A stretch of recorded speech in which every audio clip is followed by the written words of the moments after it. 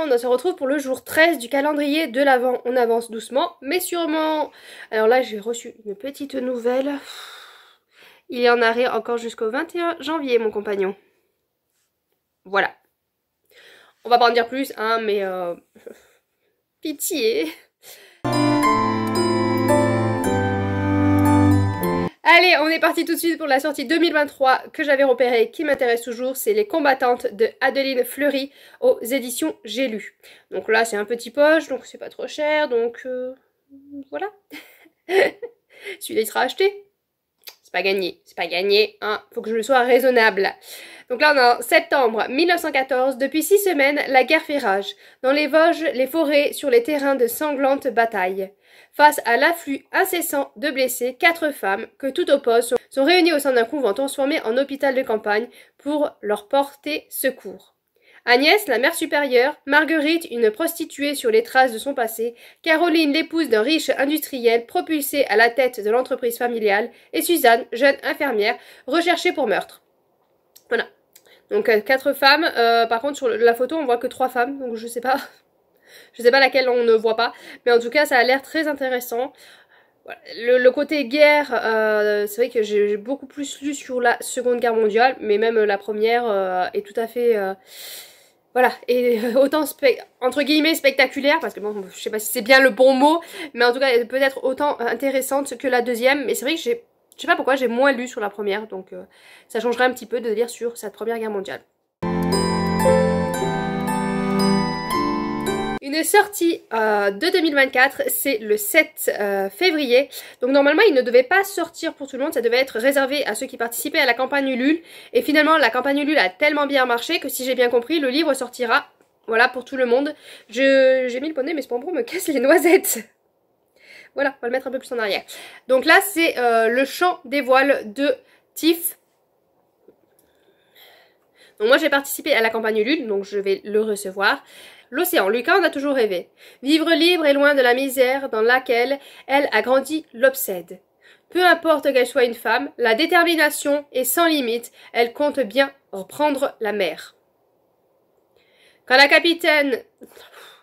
capitaine de l'Andovour l'intègre dans son équipage en dépit des convenances, Lucas semble toucher son rêve du doigt. Mais passé l'euphorie du départ, la vie au bord se révèle impitoyable. Sous les ordres de l'intransigeant et mystérieux maître Coq, Lucas cherche à trouver sa place malgré le sexisme et la superstition légendaire des marins, alors que les véritables raisons de sa présence sur le navire lui échappent encore.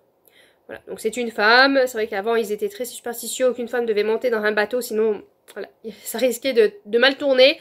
Le côté, moi, forcément, de la mer, un peu piraterie. Voilà, on est sur les mers.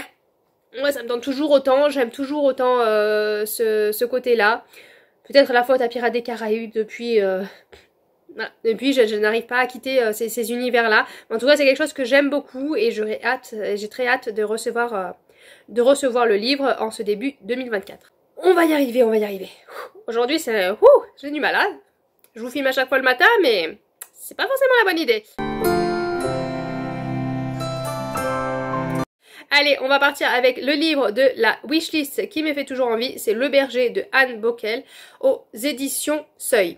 Donc si j'ai mis les résumés là, hein, c'est pour ça qu'à chaque fois je regarde à côté. J'arrive pas à mémoriser tous les résumés à chaque fois. C'est un peu compliqué, j'ai pas le temps de les relire avant, donc je suis désolée, hein, parce que là, depuis le début, je fais que lire à chaque fois les résumés, j'en suis désolée, mais les livres que j'ai pas lus, j'ai du mal à faire des résumés avec les résumés.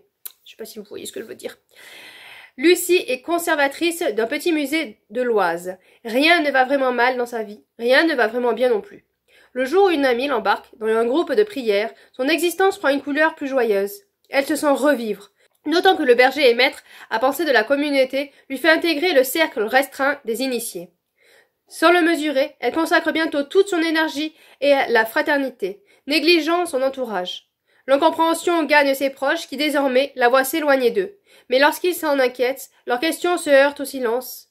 Dans son désordre enfiévré, jusqu'où Lucie poussera le zèle. Voilà, donc on est d'un côté secte. J'espère que là, ce coup-ci, il y aura vraiment le côté secte si jamais je me procure ce livre-là. Parce que j'avais lu Par le feu qui parlait aussi d'une secte où on n'abordait pas plus que ça la secte. Là, je pense qu'on y est bien dedans. Donc je pense que là on y abordera beaucoup plus le côté secte qui m'intéresse quand même un petit peu. Bon, après une recherche... Oh, il m'énerve ce pompon. Après une recherche assidue, j'ai retrouvé les livres. Hein, parce que bon, hein, j'en ai partout, il faut vraiment que je range mes livres. Donc du coup, le livre que j'aimerais lire, le livre de la palle que j'aimerais lire en 2024, c'est pas Ne la réveillez pas, Le Ne la réveillez pas, c'est le tome 1. Là, c'est le tome 3, donc un peu, beaucoup, jusqu'à la mort de Angelina Delcroix. Donc là, c'est Nouvelle Plume des éditions France Loisirs. J'avais beaucoup aimé le tome 1. Qui est Ne la réveillez pas. J'ai lu le tome 2 qui est, je ne sais plus le titre, est-ce que je peux le voir d'ici? Si je serais grande. Lui c'était encore plus fort parce qu'en fait on est déjà attaché, on connaît déjà les enquêteurs, on est déjà attaché à eux. Donc du coup on est encore plus pris dans l'histoire et avec les personnages. Donc j'ai beaucoup plus aimé ce deuxième tome. Et j'ai hâte de pouvoir lire ce troisième tome parce que justement on a évolué.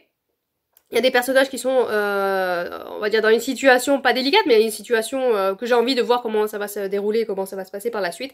Donc voilà, j'ai très hâte de lire celui-là. Là, on va être avec quoi? Non, je vais pas relire, je suis en train de lire le résumé, en fait, ça vous... Je sais pas si c'est vraiment... Enfin, si, ça vous spoil, en fait. Si, je suis en train de... Oui, si, ça vous spoil. Vu ce qu'il y a écrit derrière, donc ne pas lire le résumé si vous pensez lire le tome 1 et 2, parce que celui-là, le résumé de celui-là vous spoil ce qui va se passer dans le 2. Donc non, je ne vous lis pas le résumé, mais en tout cas j'ai hâte de le lire et si je crois que oui, l'Antre du Bonheur, donc Isabelle de l'Antre du Bonheur, a dit qu'on le lirait en lecture commune début 2024, donc j'ai hâte de pouvoir retourner avec ces enquêteurs qui sont vraiment attachants. On va y arriver sans spoiler. Un jour je vais faire une bêtise et vous spoiler. D'ailleurs j'espère que c'est pas déjà fait. Hein. On va passer avec le livre que j'ai beaucoup aimé en 2023 et on passe avec Les Décharnés de Paul Clément, Une lueur au crépuscule, le tome 1, L'enfer des zombies débarque en Provence. Donc c'est un auto-édité. Celui-là, enfin, c'est compliqué de vous dire que vous allez aimer parce que j'ai aimé ou quoi que ce soit, mais celui-là c'était obligé en fait que j'aime. Voilà, c'était dès qu'il y a des zombies en général, et il m'en faut pas beaucoup. Mais c'est quand même une très bonne écriture, donc voilà, vous pouvez aimer aussi. Moi, l'univers des zombies, de suite, voilà, mon avis est automatiquement positif. Donc bon, à moi que ce soit vraiment très mal écrit avec les pieds et tout ça. Mais il y a très peu de chance. Donc forcément, zombie, forcément, j'aime.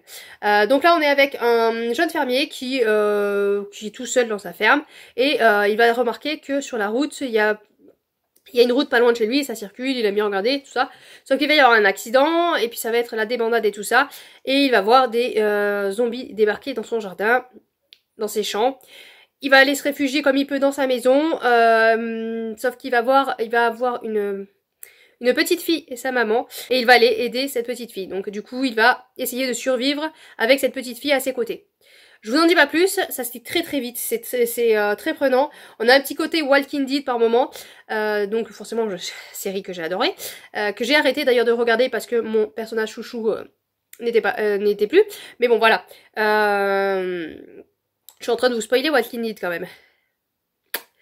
Vous savez pas quel est mon personnage chouchou, donc bon, voilà. On passe. Donc voilà, donc il y a un petit côté voilà comme ça, on a des moments de tension et la fin m'a énormément surprise parce que je sais qu'il y a un tome 2. Du coup, je m'attendais pas à cette fin. Voilà, j'ai vraiment été très surprise d'avoir une fin comme ça, sachant qu'il y avait un tome 2. Voilà, moi j'étais tranquille, pépère, tout va bien se passer et tout. Voilà, c'est quand même un univers de zombies, donc forcément tout ne va pas bien se passer tout le temps. Donc très bonne lecture que je ne peux que vous conseiller. Si vous adorez les zombies, franchement foncez. Alors la question numéro 13, c'est dans quel univers aimerais-tu vivre? Donc là j'ai réfléchi quand même un petit peu avant, mais j'ai galéré. Et dommage j'ai pas pris le livre parce que je me suis dit punaise il y a des univers géniaux, mais par exemple comme Instinct Tag de Victor Dixon, ça serait intéressant d'y voir, mais ça serait dangereux parce que dans les States, on est sur une planète qui meurt. On a tant de temps avant que la planète, voilà, foutue. Donc ça serait intéressant de voir, mais bon, tu sais que tu vas mourir, donc c'est pas une bonne idée. Voilà, donc je me suis dit, il faut quand même un univers qui est joli, mais où tu vas survivre. Et donc je vais aller chercher le livre, comme ça sera plus montrant. Je viens de vous dire plus montrant quand même, hein. Tout va bien. Voilà. Donc moi du coup je me suis dit, Mémoire de la forêt. Ah oui, ce serait cool de vivre avec ces petits animaux, non? Franchement, un magnifique univers.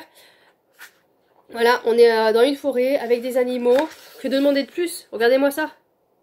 Enfin, voilà, moi je pense que c'est le plus beau lieu qu'on peut choisir. Je sais qu'il y en a beaucoup, j'avais déjà vu passer cette question, et il y en a beaucoup qui avaient répondu dans l'univers d'Harry Potter, mais Harry Potter c'est quand même assez dangereux quoi. Voilà, moi je me suis dit dans l'univers de Sorceleur aussi, mais Sorceleur, c'est rigolo, il y a des créatures et tout ça, mais à vivre réellement dedans, non, c'est pas rigolo en fait. Donc c'est un très bel univers, hein, franchement, au niveau univers, je dis pas, mais niveau y vivre, non, pas bonne idée. Donc voilà, moi je veux vivre dans cet univers-là, tranquille, paisible, de mémoire de la forêt, avec les petits animaux. Voilà, moi tranquille, voilà, moi j'aspire à une vie tranquille.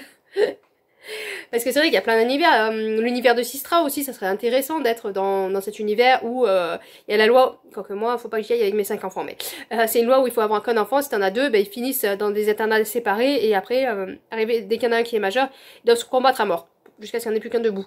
Voilà. Donc ça serait par curiosité, ce serait intéressant de voir comment il est, mais y vivre réellement, mauvaise idée. Enfin, il y a plein d'univers comme ça qui sont très très beaux. Très beau, mais très dangereux. Voilà. Donc moi, le mieux, c'est mémoire de la forêt. Voilà. Une vie paisible et tranquille. C'est tout ce que j'aspire. Moi, j'aspire à une vie paisible et tranquille. Voilà. Chose que je n'ai pas en ce moment, étant donné qu'il est en arrêt jusqu'au 21 janvier. Il est pas méchant, mais bon, quand tu vois quelqu'un qui végète toute la journée, c'est un peu énervant. Allez, je vous renvoie sur la chaîne Les Papillons. Allez, je vous renvoie sur la chaîne Les Lectures Papillons, qui est une très bonne chaîne que j'ai découvert il n'y a pas longtemps. N'hésitez pas à aller jeter un œil, vous abonner si ces vidéos vous plaisent. Allez, sur ce, je vous laisse, je vous souhaite de bonnes lectures et à bientôt bien sûr.